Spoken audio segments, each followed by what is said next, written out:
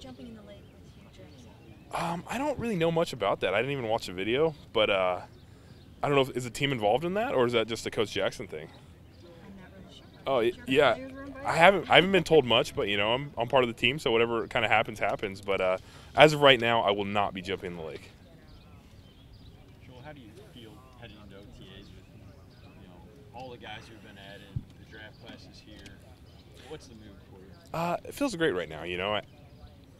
It's that time in the year where every team kind of feels great, but where we came from, and in our minds at least, where we're headed with the free agents we brought in, the draft picks we have, the new coaches. We feel really good where we're at, and it's going to be finally fun to be out on the field and kind of at least see what's happening a little bit. You don't get the whole picture and until you actually start playing real games, but to kind of be out there and get to play with guys that you haven't really been able to play with yet it's an exciting time, and I know we're all anxious to kind of get out there and get going. Joel, what goes through your head though when you're sitting in there having breakfast and Hugh gets up there and he tells the crowd, "This is the most talented team I've had since being here." I mean, that just your reaction to that, is that also maybe add a little bit of pressure because maybe this year there's going to be some more expectations maybe than those first two? Yeah, for sure. I mean, we're pretty bad the last 2 years, record-wise, and we do have the most talent we've had. It's a fact, you know what I mean? And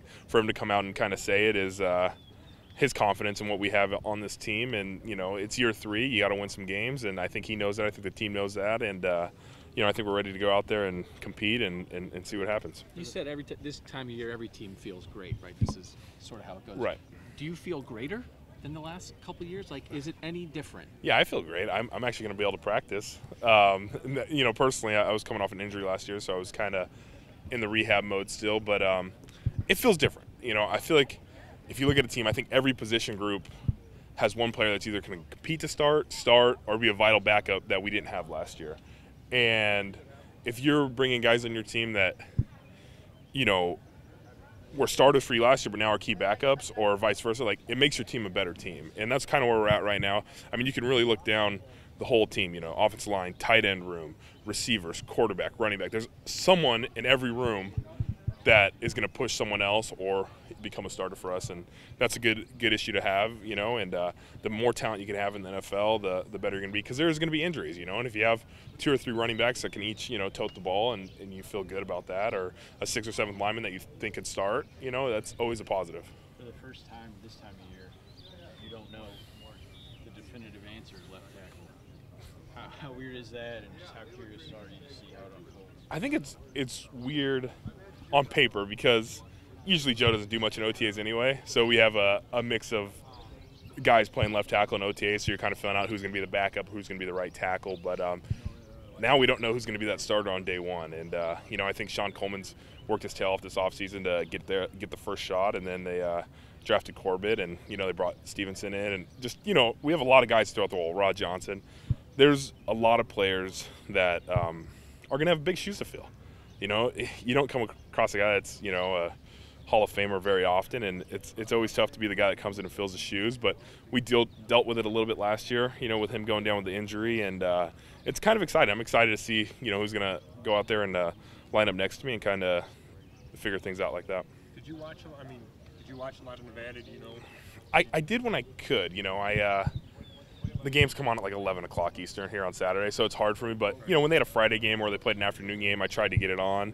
And, I was there with Austin for a semester. And first and foremost, he's a great kid. He works his tail off. Like, there's going to be no off-field issues with this guy. He's all business, does a great job. Like all those Nevada guys, they come in, they work their tails off, they do the right thing. But he played left tackle for 4 years. That's what he's done, and I think they're going to give him a chance to go out there and compete. And, me coming in, I played right tackle, I played left tackle. I was kind of all over the line in college, and he came in right after me and just took that position and kind of ran with it. So I think they're going to give him a shot. And like I said, it's exciting, have another Nevada guy here and another guy to compete and make our line better. There seems to be some question as to if he is a guard or if he is a tackle. What do you think? It's hard to say. I haven't really been able to see him in the NFL mode. In college, he was a good left tackle. He was the 33rd pick for a reason. They did their research. They think he can play somewhere on this line. And I know Coach Jackson said he's going to put our best 5 guys out there. So if he can play left tackle, I think that's a huge bonus. It's a premium position. and we'll kind of see how it plays out. I'll have a better answer, after OTAs and minicamp and training camp. But right now, I think they're giving him a go there.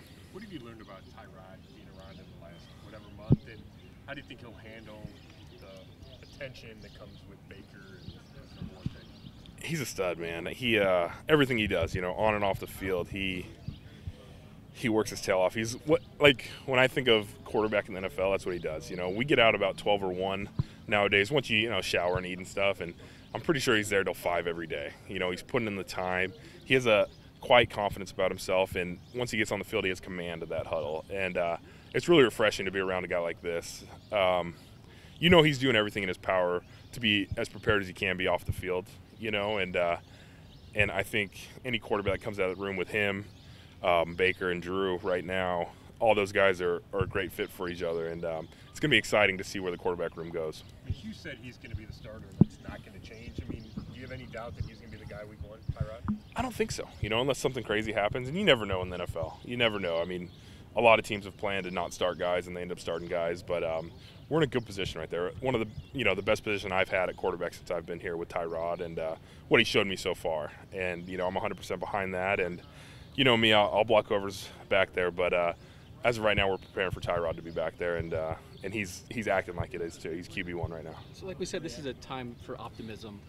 But as a good player and as a veteran who went through 1-31, in the end, what did that do to you? What did that do to your view of football, view of your life? Like, how would you what are the lingering effects of 1-31? Yeah, it's tough,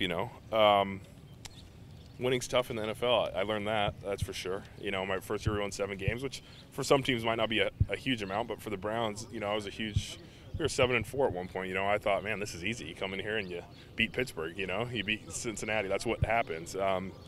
And we haven't done that the last couple of years, and it's tough and kind of puts things in perspective in that sense. But I know when we get a win again, it's going to feel even sweeter. And, the extra rep here, the extra play here, the extra meeting you have, all that's going to pay off in the end when we finally get some wins. And I think we're going to truly appreciate it when it happens. Joel, with Hard Knocks coming, what are your thoughts on that? What do you guys have to guard against, and what are the positives? From what I've heard, I know a few guys have done it before, and they said the cameras are they're there, but they're not really that intrusive. And so, I'm excited. I enjoy watching the show. It wasn't my first choice, like, hey, let's be on Hard Knocks, but it's going to happen, and it'll be interesting to see. It's HBO, so if I cuss or something like that, we'll be okay.